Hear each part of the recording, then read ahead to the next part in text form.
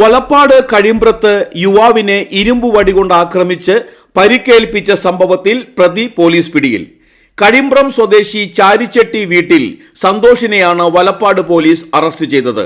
ഫെബ്രുവരി 4-ന് tsunami colony സ്വദേശിയുമായി ഉണ്ടായ തർക്കത്തിനെ തുടർന്ന് യുവാവിനെ തടഞ്ഞു നിർത്തി കയ്യിലുണ്ടായിരുന്ന ഇരുമ്പ് വടി കൊണ്ട് സന്തോഷ് ആക്രമിച്ചു പരിക്കേൽപ്പിച്ചുവെന്നാണ് കേസ്.